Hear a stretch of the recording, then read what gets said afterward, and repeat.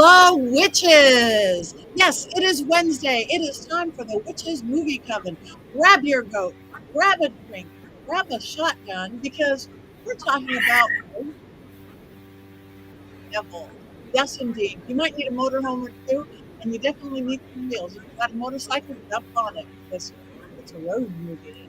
My name is Patty Negri. I am one of your hosts. You might recognize me from Ghost Adventures, from my podcast, The Witching Hour, from my new book, Dollcraft. I always forget this in the very beginning, a lovely Llewellyn book. My other book, Old World Magic, or just my general love of coat all around. Let me pass this on and introduce you to my fellow witches and coven men. Today, let's start with golden-haired Jason Mankey. I am Jason Mankey. I don't think I've ever gone first. I don't know what to say. I've written 10 books for Llewellyn. This is my latest book. It's High Priest, a biography of Raymond Buckland. Thank you very much. Richard Lale. I am Richard Lale. Richard Lale is one name, not two. If I were just Richard, I'd be a... That's right. I am known as a gentleman psychic. I'm a psychic in a medium. I used to be a psychic in a small, but I gained some weight. Also, while we're here, those of you who are looking, make certain that you hit the like, subscribe, leave the comments. We love to read them. We will be lurking. We will be reading all of them and laughing wildly. So do all of those things.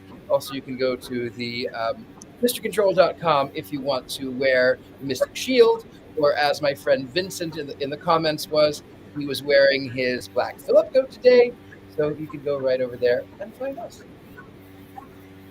Thank you very much. You look extra devilly today, Richard Lale. Extra.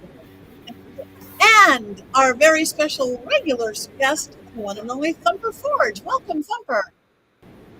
Hello, I am Thumper Forge. I'm very excited for the Postmodern Witch. I am decked out in all of my Mystery Control finery, and tonight's movie is my fault, so I apologize in advance. Thank you for that. It's good to know. I didn't know that. And we want to send our best to Courtney. We just saw her. She is alive, and she is recovering. So send her good magic, good witchy magic for the healing of our beautiful Courtney. Yes. So this week movie, 1975, I believe, correct? Race with the Devil. Peter Fonda, love. Loretta Swit, love. All sorts of other people, but hopefully you watched it. But just in case you didn't watch it, Richard Lale, do you have your usual thorough and complete unbiased synopsis of this? Oh, I certainly do. I certainly do. Before I go anywhere, I am Peter Fonda this.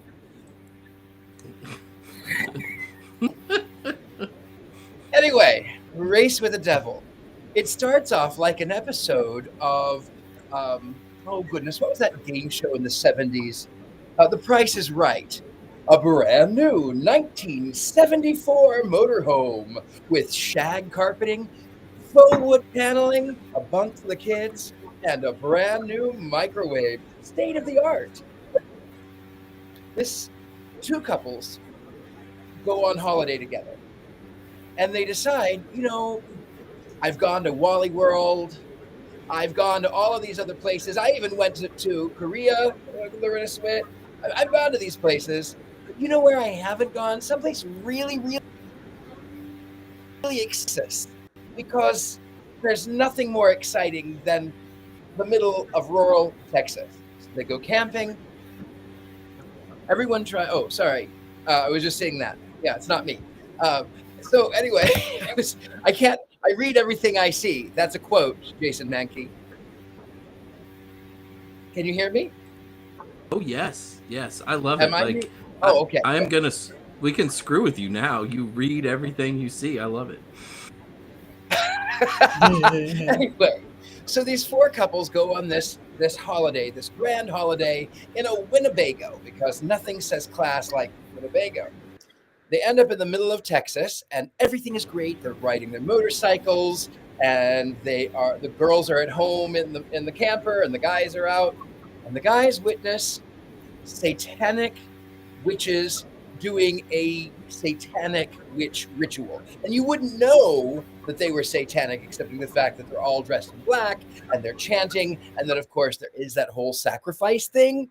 So anyway, these four lucky contestants decide that they are going to escape these satanic witches. And lo and behold, these satanic witches are far reaching. So they have, first of all, there are snakes. There are mother effing snakes in the mother effing motorhome. Mhm. And I'm tired of all of these mother effing snakes in this mother effing motorhome. Mhm. Anyway, so that's a real threat. But meanwhile, as they're escaping these satanic witches, they find a note that tells them that that everything they have had is going to come back upon them. Ooh, scary stuff, right? And then they find out that these satanic witches have infiltrated every aspect of rural Texas life, from the DOT to the sheriff to the lady at the library to random tourist at a cheap roadside motel. They're all satanic witches because we satanic witches have so much influence in Texas. So much influence.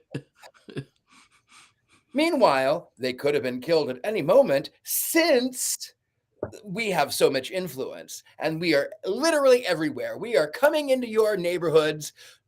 We're just going to drive our cars in the road and go to libraries and reshelve books. That's what we do. Meanwhile, they could have been ended at any moment, but no. They had to be toyed with and played with. And then these people decide to drive their motorhome all the way back to the rural space to avoid all of these satanic people. They have to go to more and more into the wilderness. So they drive literally into the ring of fire. The end. The end. That's it. The end.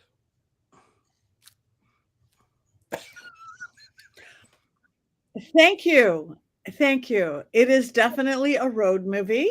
It is definitely horror. It is definitely a 70s witch film. But thank you for that thorough synopsis.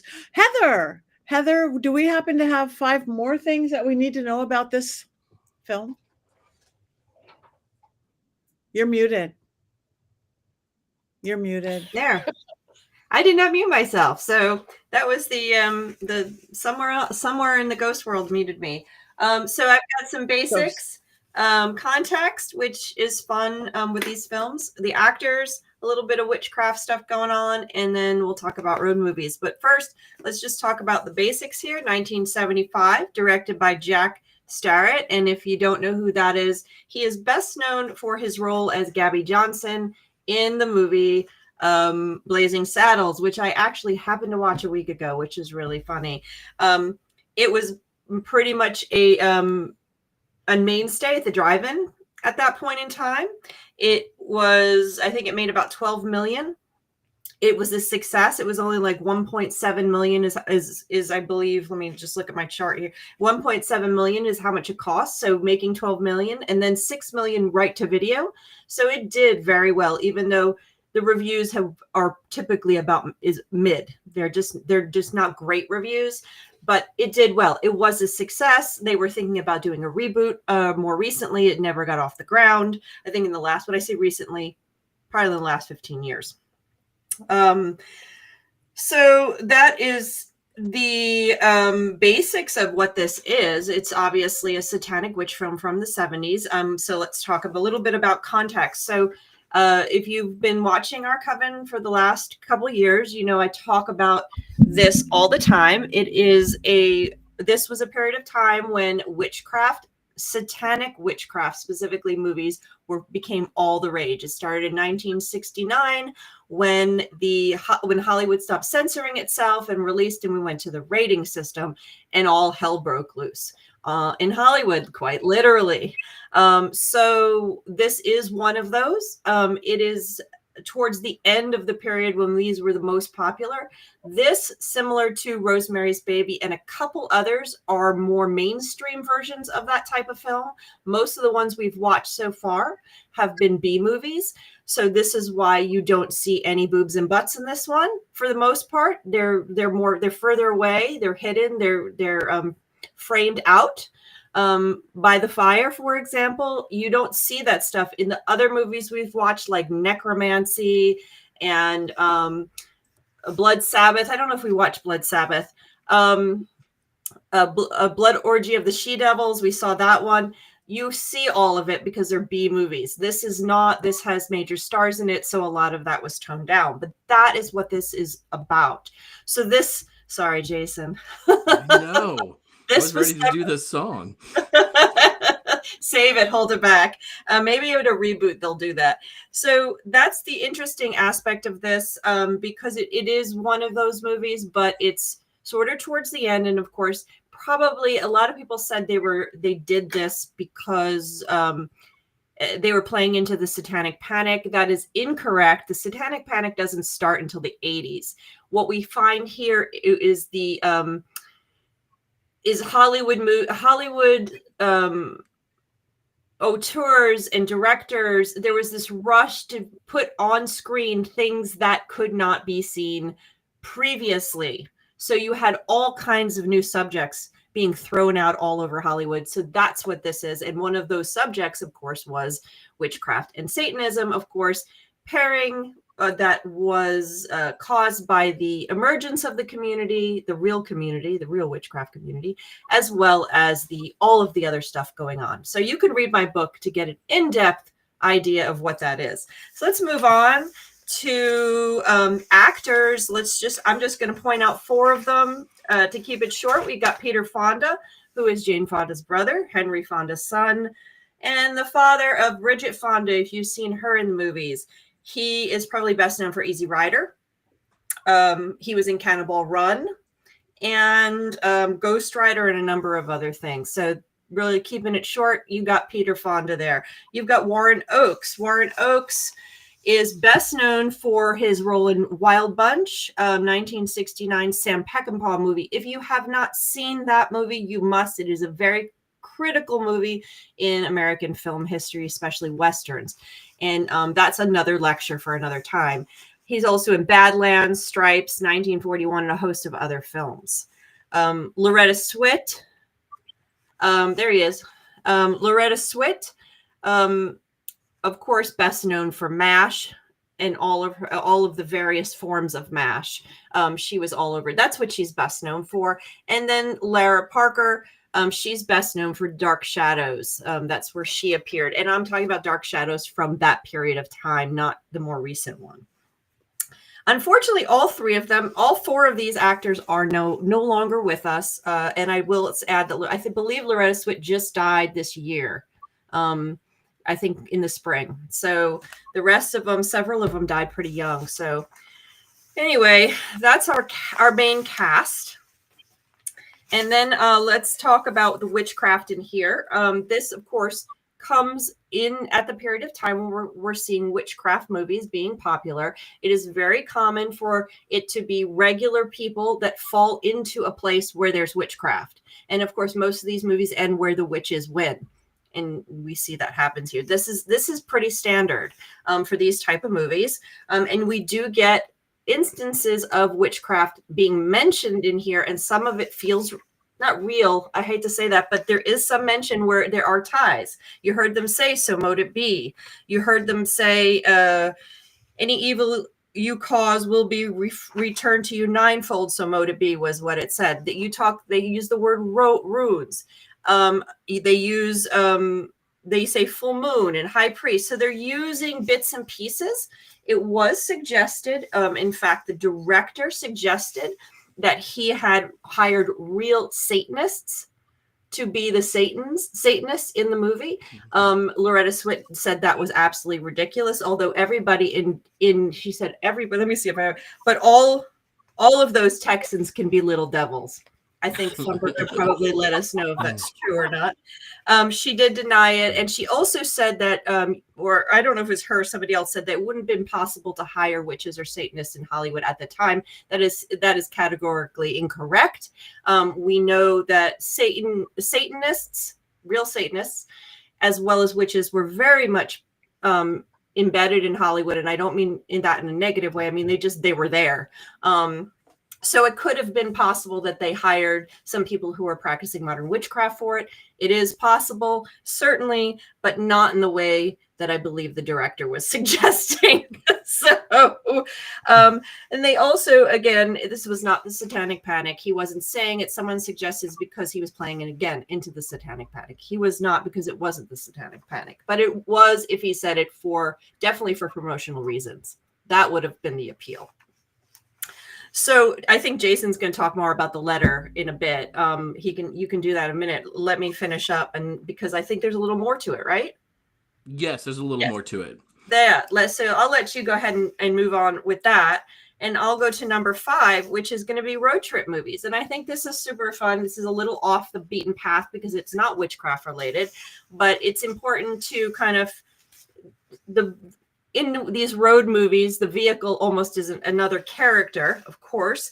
And in fact, the RV here, the shots of the RV where it's falling apart in various places, those scenes were used as stock footage in the TV show Fall Guy in the 80s, this movie, which is kind of neat. But I'm going to just give you a sense of these road trip movies. I'm sure everybody has ones they loved. Have been going on since the beginning of Hollywood. Cars have been around since Hollywood has been around. And so you get a car and you go on a road trip. Some of the oldest ones are Happen One Night, which is a fantastic movie. If I haven't seen it, Claude Covert.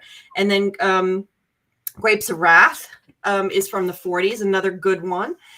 You have Bonnie and Clyde and Easy Rider, I already mentioned, both road trip movies from the 60s. You have, of course, one of my all-time favorite road trip movies, The Muppet Movie. Let me tell you, that's my childhood right there. Is that and the Studebaker. That's all I needed to know. Cannonball Run, National Lampoon's Vacation. Did we just see a shot of that, I believe? Another one. Thelma and Louise, for all the ladies out there that want to go on a road trip. Most road trip movies have guys in them.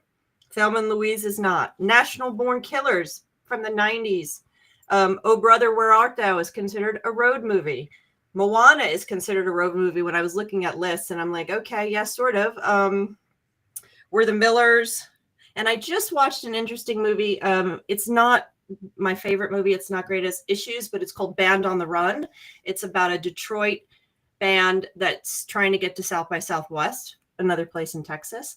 It's an indie film that's just come out. It's in the last year. And then for something a little different, I want to tell you about a really great documentary road movie. This is a documentary called, what's it called? Magic Trip. And it is really great. Magic Trip, Ken Kenzie's Search for a Cool Place. It's from 2011. It's about the Magic Bus ride across the country. And that is a documentary, but it is a fantastic road movie. So I bet you guys have favorite road movies too, because everybody does. There's some really great ones out there. Tell me what your favorite road movies are. Wizard of Oz. Mine was. Wizard of Oz is not really it has to have a car. Yellow Brick Road. They're following the Yellow Brick Road. You're not in a car. She meets everybody on the Yellow Brick Road. Okay. I'll that's good. Mine was, and it just affected me however I saw it, and it makes me scared of trucks on the road, was the Dennis Weaver one. I think somebody said that was called Duel. It's called Duel. So that, I think it stayed with me for months. And even now, city driving doesn't scare me at all. Crazy traffic doesn't scare me. When I'm on some road, when you haven't seen another car in 2 hours, and you see a truck coming up, tears the pants off me even today. So that's fine. Yeah. The Blues Brothers. That's probably a road movie. Yeah. That's a road trip movie. Yeah. Absolutely. I have two favorites. Oceana said Tu Wong Fu, which actually is my number one favorite road film. But the other favorite that I have is from the 70s, and it's called simply The Car. And it was parodied even on Futurama, where he's a werecar. Bender turns into a car and haunts, and he's got this certain distinct honk. Those are great. One that is awful, but also kind of good, is called The Tire, which it's a rogue tire that it's like from 1998 or something. This rogue tire in a small Western Texas town is plaguing people and rolling them over and then somehow unaliving them where the rubber hits the road. It's bad, but I love it. Mm. Anybody else? Movies? We got a bunch being laid here. Thank you guys, everybody in the chat room. Melissa and Colin, Jeepers Creepers is nice. Yep. Two Lane Press. Like, we just like cars. Is that the American culture thing? And Priscilla Queen of the Desert's Australian, but I was going to say Priscilla Queen of the Desert is To Wong Fu. Thanks for Everything, Julie Newmar. It's the same film. One's Australian, one's the U.S. So if you like one, see the other one because they're great. But yeah, and during the 70s, there was a lot of attention on cars and stuff. That was a big thing. So there's a bunch that are kind of in the 70s. Thumper, I guess this is probably your favorite road movie. This is. I've been kind of quiet because my connection is spotty, so I didn't want to jinx anything. But no, for a road trip movie, this is my favorite. Definitely To Wong Fu and Adventures of Priscilla are up there as well. Somebody mentioned Mad Max, which is I think falls into the genre. Because of just my age, National Lampoon's Vacation is my all-time favorite road trip movie. That is the one that just nothing compares to that. I don't know that it was inspired by Race with the Devil, but I like to think it was.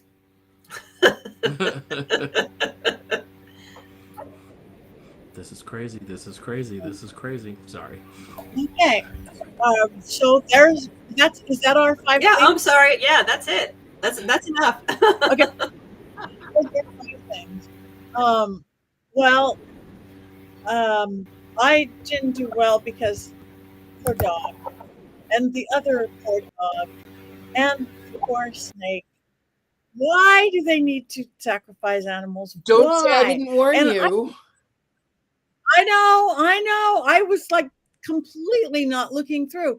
And I'm just thinking way back in 1975, there wasn't like Humane Society on set there. I bet you at least the snake lost his life there. So that just does that movie in for me. It's a personal thing. I don't know. I did like the movie didn't do it for me, but because I really liked the people in it and I liked combining the weird, spooky horror stuff with a road movie and that weird sensibility of the motorhome 70s modern everything, because it just kind of cracked me up. I remember Patty, watching them. Oh, go. Sorry, Heather. No, let me just tell Patty. Loretta Swit said the snakes were not harmed at all, and they were like other actors, and they were treated very nicely. So I just wonder. Yeah, Really? That's what she said in her interview. So there you go. Really? Oh, thank you. Then you just changed my whole opinion. That is good. I mean, I didn't think they really killed the dogs. They didn't need to kill the dogs. But if Loretta said it, then I will believe it. I just remember watching this beautiful- and thinking, "Oh no, Patty!" Like that was the first thing I thought about during the Me dog too. scene. I felt like Everybody my heart probably- broke for you. But thank you. But if Loretta said it, Loretta's my girl. I told you guys last week or off air. I don't know that. I used to do Loretta Swit, which sounds funny. I used to imitate Loretta Swit on old shows on aircraft carriers and other places. But we had the whole cast was perfect, and I was close enough, and it was really fun. I did get to sit next to her at a party in West Hollywood, and I just kept trying to look over and look back. And I didn't ever say anything because I was just shyer back then. Now I was like, I look like you sometimes. I mean, I wanted to take a picture of it. That was pre-selfie. I mean, pre-everybody having a phone in your hand. But anyway, I love her. So if she said that, you just made my day, Heather Green. James, please. Thank you. You just made my. I'm gonna hug my goats. Go Thumper. I will say that I did try to warn Patty that something bad happened to the dog before we watched the movie, but the dog was itself a good character because from the beginning of the movie, the dog knew something was wrong and the dog was trying to warn everybody. And so it was sad the dog died, but from the cult point of view, the dog was like the squealer they had to take him out because he was going to warn everybody, or she was going to warn everybody about the cult. So it wasn't that I felt bad that the dog was killed, but she wasn't killed just for the sake of killing her. There was a plot point. Yeah, because she would have told them. Thank you. Yeah. Jason. You know, this was a film where I would look at the runtime and go, there's only 10 minutes left. Is anything going to happen in this movie? Like it was like the pacing of it was just so odd to me. And how did they get off the highway to get to where they were that it took them so long to get back on the highway, like days worth of trying to get back on the highway? The logistics of it just didn't make sense. And I get it. They didn't even have MapQuest, right? You see them looking through a phone book trying to get around, but it felt more labored than I remember as a child and the Rand McNally Atlas, right? You know, it just, I want to believe things in films, and I had trouble believing things in this film. Though I was riveted till the end because I just kept waiting for something to happen. And it just felt like it took so long for something to happen. I hope I'm not alone in that feeling, but that was my feeling. The entire time, the Satanists could have done them in at any time. I mean, the Satanists it's basically the entire county in Texas. Like everywhere they go, whether it be the library or whether it be at the motel or the sheriff's or even the DOT or the people moving mobile homes, as you see here, like they're all just sort of super coordinated. And this is even before mobile phones. Right? So, did they all have CBs? Is that how they communicated? Trucker, good for, buddy. I got them 4 normals we need to kill out there in their RV. Check. You know, like how is this working? 10-4 back door. I'll see you over there. I'll put the pedal to the metal and let it roar. I'm going to be on to Macon Town. Gonna catch him for sure. We've got a satanic convoy going on. You know, that's what it was like. I mean, I've had a few satanic convoys. I mean, not really, but in my mind I do. Like I've driven. I mean, you were going someplace I was not going. You are not. Shame on you for your dirty thoughts. But I have driven. I've driven on the highway. I mean, I felt like if ever there were a devil, I would feel like it would be on the highway. So maybe everyone on the highway is satanic. I mean, I have driven on the 405. That's satanic. I have a theory about this. I think that one of my loves of horror movies is when one of the supposed victims accidentally has skills that make them the final character.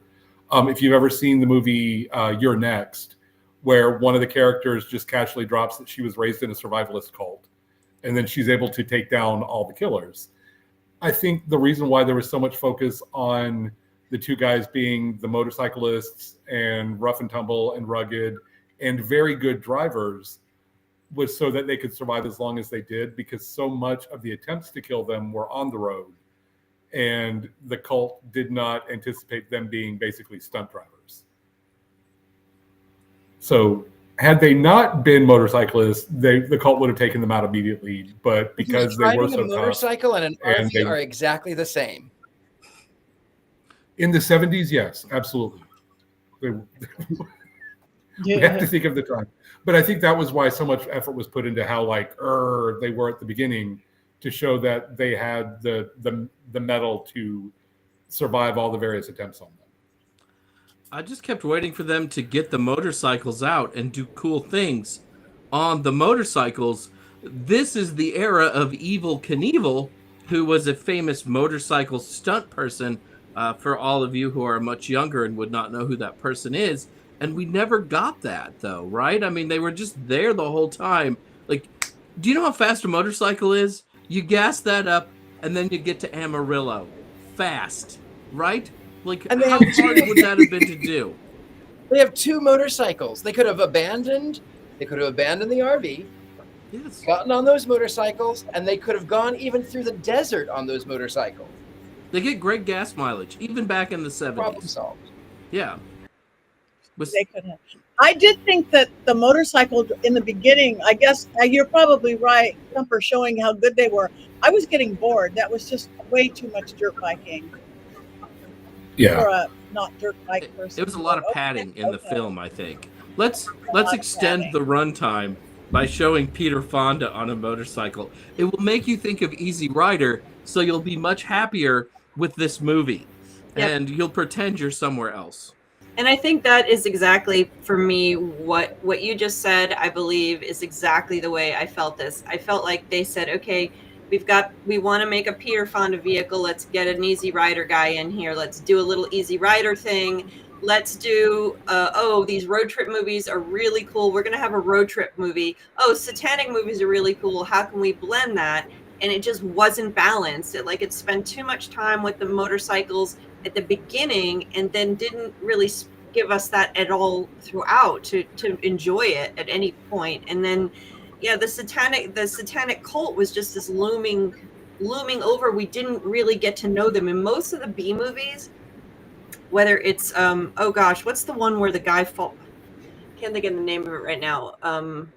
Anyway, you get to know some of the characters in the satanic cult a little bit, so it's like there's a little bit more depth to the story. Like, this had no story. It was just surface, and it just went, okay, we're going to give you a little of this, a little of this, a little of this, then we're going to do a big fire circle and we're out. And I'm like, this, you know what this was? At the end of the movie, I said, this is the first part of the movie. This could have condensed, like, take out all that extra stuff, given us the little road trip where this couple goes out and does all of this. And then the second part of the movie is when the brother or the sister or the parents or somebody says, they didn't show up for the biker convention. Where are they? And then we go, and then you get the second part of the movie, sort of like a Psycho kind of situation. That would have made it a more in-depth movie. So that's what I want. I want this to be redone, and I want that to be the first part, and then the rest of it. My sense is this was done on the far end, and they were piecemealing some popular stuff together along with Peter Fonda, and kind of just did not go far enough to give us a really solid, interesting story. They could have made this a short film, because if they could get snakes in the RV, they could have gotten people in the RV, and that didn't make any sense to me. Hey, we could just wait for them and then kill them with a gun, but no, we're going to put some rattlesnakes in the RV because that's how we do it in Satanic Texas. That's how we do it. Yeah. Snake up, right? I mean, dumb. It doesn't make sense. I think go ahead. That's what I love about Satanic Texas, though. That is, they snake up. Some of my tensest block everybody out. Go ahead. What I loved about the movie. You go. Where timing is basic. No, this was just a little comment. Some of my most tense moments were, is that motorhome going to fall over or stall, or how can you take it in the water, or how can you, it's not a 4-wheel drive. It's a Winnebago. That caused tension with me more than the stupid snakes. And if they can put snakes on mother effing snakes on the mother effing motorhome, couldn't they have just, I don't know, slashed the tires, stolen the battery, unplugged a spark wire, put some sugar in the gas tank? Poison the food? There's so many things you could do. Anything, literally anything. But I think that even without the so mote it be and the so-called sacrifice, you wouldn't even know that this was a witch film. I mean, you might think it was a what film, but I don't think you would think it was a witch film. Because it could be Deliverance, right? Without the sacrifice scene, it's just Deliverance.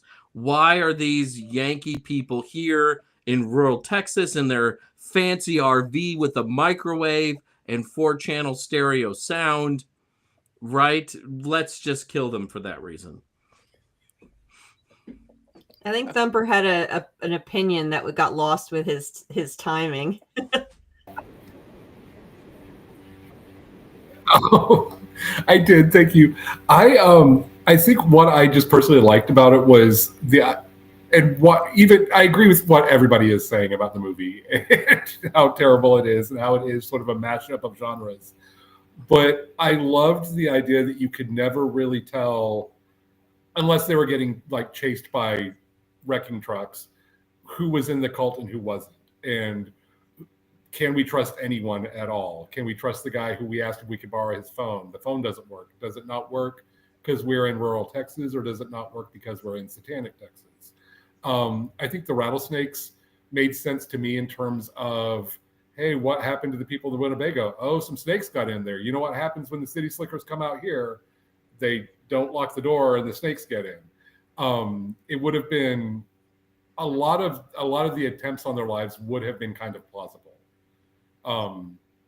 Slashing the tires would have worked too. The Winnebago lost control, but I just always really appreciated that there was no way to know if they could ever trust anyone, even when they made it out of rural Texas. You know, what got them in the end was complacency, and I liked that. I'm going to tell you what got him in the end. No, actually. Speaking of Texas, I wanted to say there are two things that come from Texas. Sears and all my exes live in Texas. You thought I was going queer, didn't you? So, Thumper, have you seen the movie The Naked Witch? This is another. The Naked Witch? This is another Texas witch in Texas movie. I figured, you being from Texas, you would have seen this movie.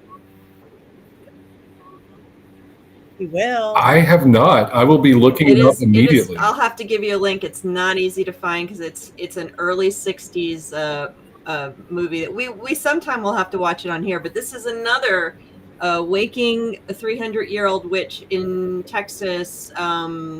I can't remember what town right at the top of my head, but she wakes back up and goes on a murder streak. So gotta get up with this witch movie. There's so many witches in Texas. All I can say is that satanic witches in Texas are very unattractive. Yes. They cast the least attractive people, except for the four, normies, whatever they wanted to call them. They just were ugly. They really were deliverance witches, right? I mean, they just weren't attractive. It was very sad. They were not attractive. I mean, I understand country people. You're not in Hollywood anymore. You're not whatever. I travel a lot, but they went out of their way to cast this unattractive. Probably on purpose, I would think, because they're trying to create that country environment, So, Heather, how many movies have like witches in deeply like now red southern states worshiping the devil like this film? I think more Martha, than isn't that an anomaly, or is it more common? No, it's common, especially when you start talking about voodoo films and hoodoo films are going to be very common with that, more common with that, just because of the perceptions. And then you have all the Southern Gothic, Southern horror films have all that kind of stuff too. And they'll be, you'll get the ones from New Orleans or get the ones from Beautiful Creatures was Southern. So yeah, there's a mystique about the South. Maybe not so much Texas, because Texas has a different mystique than the South where I am and then where Richard Leal is. There's a mystique about especially the coastal South that is very magical. So you'll get a lot of stuff. It's a different type of thing. Texas is you don't see a lot of Texas witch movies. There is a movie where It'll Take Me a Minute, Resurrection, where I believe at the end of the movie, she ends up in Texas, but I don't believe she starts there. And I'd have to find out if she starts there. But there's very few witch movies that I can think of that actually formally take place in Texas, it doesn't have the magical mystique the same way as the rest of the South does. Right. Yeah. I want to know from you, send it back over to you. What is with the letter? You said you have a little bit more on that. So if we could put the letter back up, the letter is really fascinating because while I was watching the film and that shows up, you see the script at the bottom. Those are not runes. That is Theban script, which dates back to 1518 and then was popularized in the 3 books of occult philosophy by Heinrich Cornelius Agrippa. And sometimes that particular alphabet is known as the witches' alphabet, especially because a lot of early Gardnerian witches, people who studied with Gerald Gardner and stuff, used that particular alphabet when doing magical things. So I thought it was pretty cool that they used Theban, because like we think of runes, that's much more common than Theban script, and they used Theban. What I don't get about this note, though, is the returns 9-fold, which is really different because most witches would say it returns to you 3-fold. That's the 3-fold law of return, which was actually popularized by Raymond Buckland, whom you can read more about in High Priest. Raymond Buckland, the father. Satanic witches. Yeah, so like maybe it's just more intense because they're Right? satanic witches. Right. Like If we were just Gardnerian witches and loving nature, then where's the drama? it just goes to 3. This one goes to 9. It goes to 9. That's how our 3-fold is. It goes to 9. Spinal Tap 2 now in theaters everywhere. So could you read that rune Theban script? Could any of us read that? You could. You could. I can't read Theban. I just recognized it, is all. I have the alphabet. I'm working on a book that's about reading grimoire texts, and we have several guides to a lot of these magical old scripts, and Theban is one of them. Theban's the most common one that appears in the books that I work on.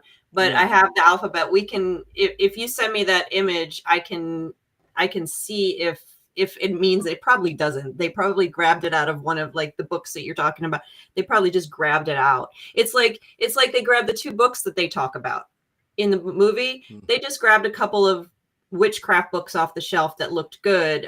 We have the images there. They mention the Encyclopedia of Witchcraft and Demonology in Modern Times or something. That's it. That's the one they have. And then the Pictorial History of Magic and the Supernatural. You can actually buy those still. They're classic copies from like Abe Books and stuff like that. But you can't check them out of the library because they're reference materials only. They stay in the reference area. They're very important.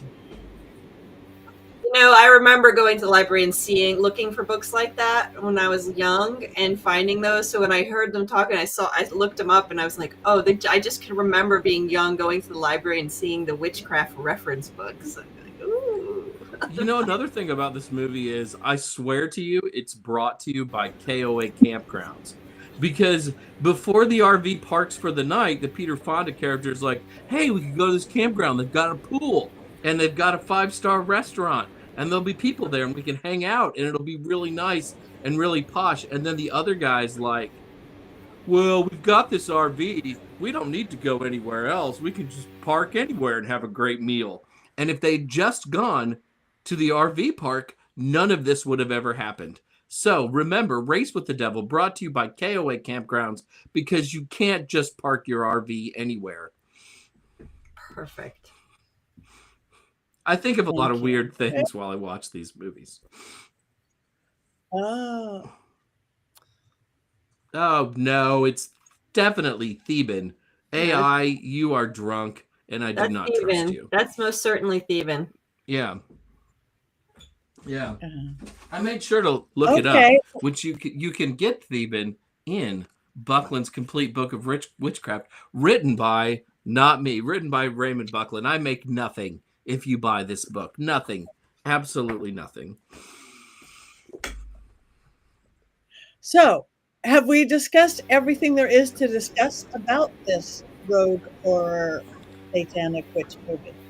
Thumper, it's your birthday movie. I want to know why you love this movie so much, really.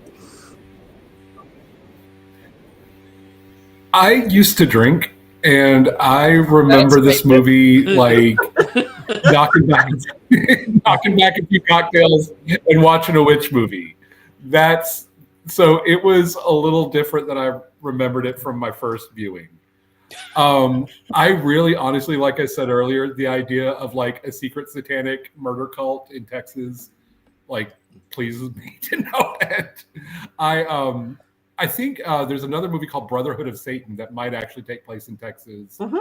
because Central and West Texas is very like wasteland, and so it provides that kind of mystique for the right movie.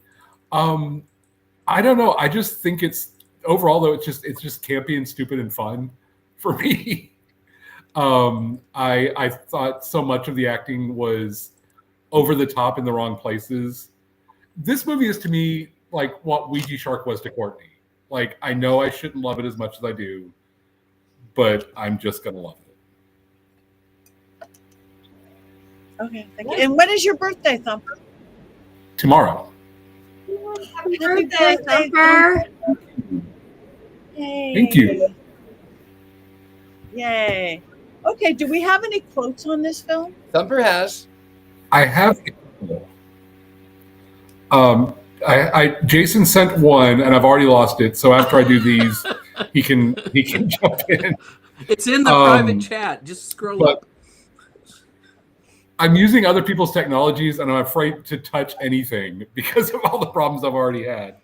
But somebody asked, a gas station attendant asked Frank what happened to the van with the back window all busted up, and he said, "I don't drive too well when I'm asleep." There was also when somebody at the trailer park or the RV park pointed out that he got plastic instead of wood in the RV, he unreasonably angry went, "Well, plastic is easier to wipe off," and that was a weird, like a lot. Of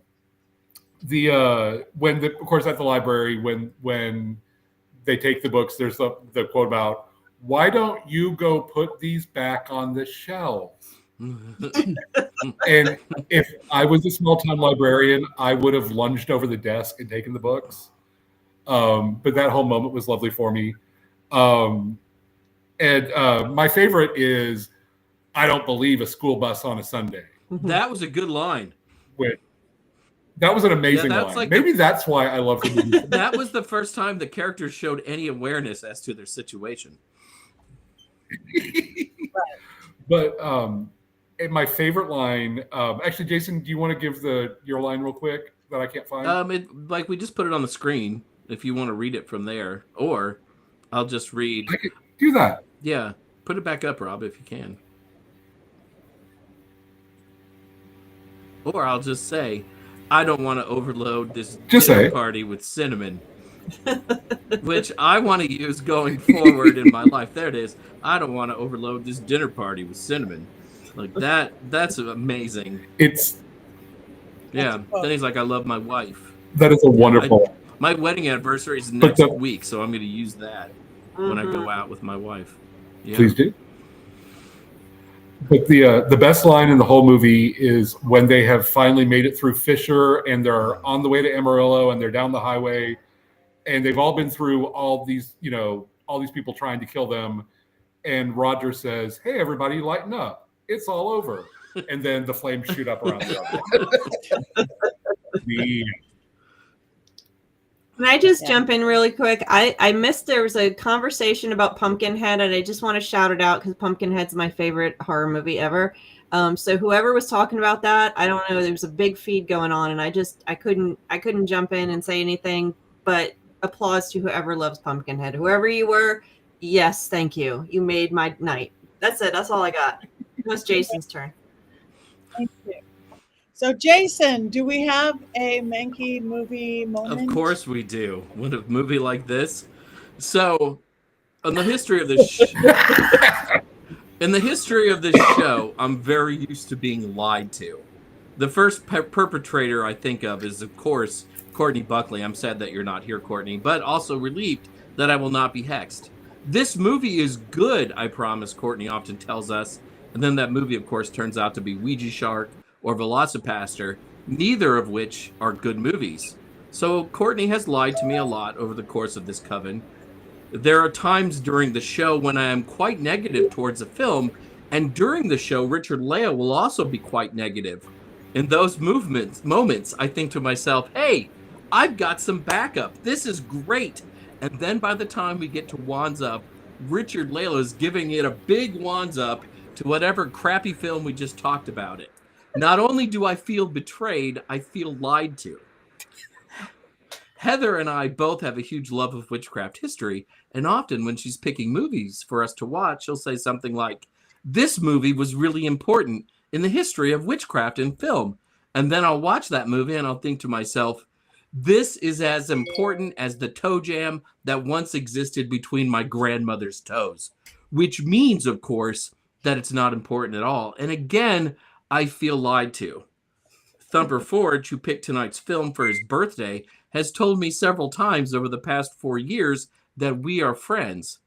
And then he made me watch Race with the Devil. So I don't really think we are friends. This is my favorite movie, and it's great, he said, with all the sincerity of my mother telling me liver and onions are good. Gross. My mother lied, and Thumper lied. And I tried really hard to think of a joke to make here to also put Patty in the category of people who have lied to me, and I just couldn't come up with one. Perhaps that's because blondes not only have more fun, but are also more truthful. Yay to us, Patty. So, not only am I sometimes lied to by the members of this coven, I also often feel lied to by the titles of the films that we watch. Take, for example, tonight's movie, Race with the Devil. I'm not spoiling anything at this point by letting you know that there is no race in this movie, and there's also no devil.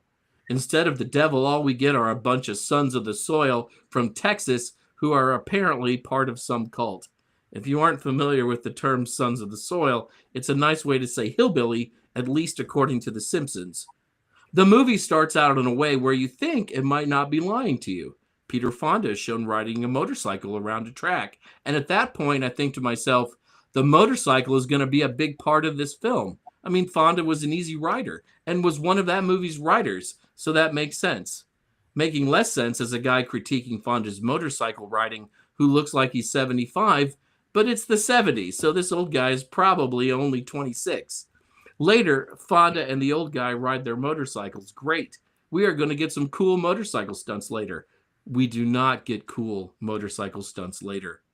For most of the movie, those motorcycles stay strapped to the back of a fully stacked RV. An RV that even has a microwave and 4-channel stereo sound. Wow, what a shaggin' wagon. I think the RV also has a top speed of about 55 miles per hour, which means there's no racing here. All there is an RV trying to get away from some dilapidated pickup trucks and other assorted vehicles. With those vehicles all being driven by Texas rednecks who apparently worship the devil. Yippity-doo-dah! This is not what I was promised. The RV chase is kind of exciting, but it's clearly not a race, and the devil is not involved. If I had paid money to see this movie, I would have wanted my money back. And perhaps, worst of all, in a movie about the devil, they blur out the boobs. Sure, there are some long-distance butt shots, but the free-floating boobies are consistently concealed by long camera shots and smoke from the body of a burning corpse or a fire or whatever it is. Lame. If you can't give me a real race with the devil, you should at least give me a few real boobs and butts. You got it in. Beautiful. Yes. You knew I was going to boobs and butts, Heather. Of course. Oh, boobs yeah. and butts. It's a Boobs and 70s satanic film, of course. That's what you expect, but it wasn't a B film. If they had done it like a B film, it might have actually been better. If they But I had mean, gone the they extra started. mile. They started, and the butts are there, and then there should be a shot of the boobs, and they're like pixelated out almost. And I'm like, did I just get a copy of this film that was made like ready for primetime television or what? Like, I felt so cheated. So cheated. I love 70s boobs. Love them. A whole different Well, kind the of Brotherhood of Satan. All right. The Brotherhood of Satan that Thumper Forge said is his second favorite 70s movie. You've mentioned it a couple times. We might have to get that one on the list just to regain your credibility, right? Well, I think we'll be doing that September 16th. 2026 in honor of Thumper's birthday next year, right? I mean, that makes sense. You can't We go could. anywhere, Thumper. I will say, when I saw the pixelated boobs, I was like, "Oh, I'm going to get in trouble for that. Jason's not going to be pleased." I'm a simple man.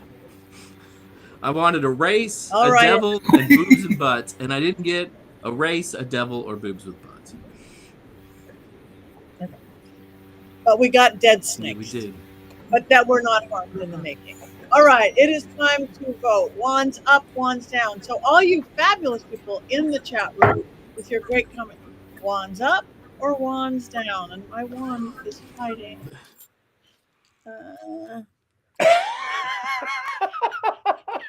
I'm about to lie. He's lying. He Well, I lied. was lying that I said I didn't like it, but I actually do like it. I kind of liked it too, and I don't know why. Mm. Okay, my I can't find my wand. My goat is at halfway, because I only get it halfway because if they didn't really hurt the snake and the dogs, I'm okay. So Thumper up, Richard Lael up. You're almost up, Jason, and you're halfway, Heather. So we've got Tabitha, wands up. That being said, wands neutral. Wands down for Ray and Angel. I don't know, it's from 275, didn't watch it. Wands down from Colin. Wands neutral from Rob. What was that? Oh, is that your goat, Patty? Yes, that was a goat.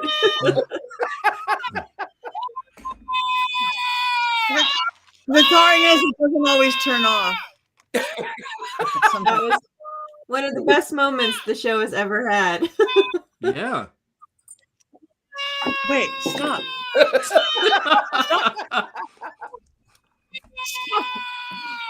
It's saying happy birthday, Thumper, I think. Wow, that's amazing. I'm sorry. It's screwed in. Take anything off.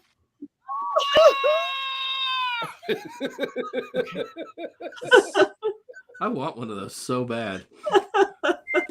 I know this is the best thing, my best toy, but it has a problem with its on-off switch, just a slight one, and you can't just rip the battery out. It is screwed in. Okay, so we have more. I don't know who wins on this. Who the ups and downs wins on this? It's pretty neutral, I think. Down, don't stop. Don't stop. I did that. The goat votes down. So neutral. We're gonna go with neutral. What are we watching next week, everybody? Highlander. So get ready. Did win an Oscar for greatest movie ever. Besides, who wants to live forever anyway? Mm-hmm. Okay, Highlander next week. Everybody watch it so you can vote with us. Hopefully there's no dead animal. Is there any dead animals? Oh, it's been forever since I've seen it, like 40 years. Yeah. It's been too long. I can't remember either. No, there's Okay. not. You're fine. Okay. All right. So Highlander next week. We have a minute left before we cackle and everything else. Does anybody have anything going on that they want to talk about or invite people to or tell them to watch or read or anything like that? I have a Victorian tea coming up the 10th of October. If you're here in New Orleans, I am doing a Victorian Memento Mori tea. So if you would like to come, you can find me, message me. We'll do a seance. We'll do readings. It'll be a fun Victorian evening. So it'll be perfect. Yay. Thank you. Jason. Nothing. I'm home for a while. Nothing. Whoa. That's rarer than me being home. That's good. Heather. I'm going to have some things going on in October, November, but I don't have dates and times and anything yet, so I will keep you in suspense. But otherwise, I did have an article come out this week, so if you're interested, you can look at Religion News Service and read a little bit about modern American heathens. Beautiful. Thank you. Thumper? Well, Jason Menke has my home address, so I will be moving. You so don't try to find Thumper. I've got Yes. Rock Island coming up. I'm going to be in Illinois for this really great event, October 4th. And then I'm going to be in Lexington, Kentucky for Scarefest weekend. And then I'm going to be at Midwest at Eau Claire, Wisconsin for Pagana Nominamicon. And then I'm going to New Orleans and hopefully see Richard Leal at the Vampire Ball. And I'm doing a book signing for Dollcraft at Ghost City Tours. I'm going to be coast to coast that night. And then 4 days of events for the Vampire Ball. So come to New Orleans. We should all come You to should New all Orleans. come to New Orleans. All come to New Orleans. Yeah. So that's it. It is that time. So we have one more thing to do. We could go, we could sing happy birthday, or we can cackle. We're can gonna cackle cackle. with the Texas accent.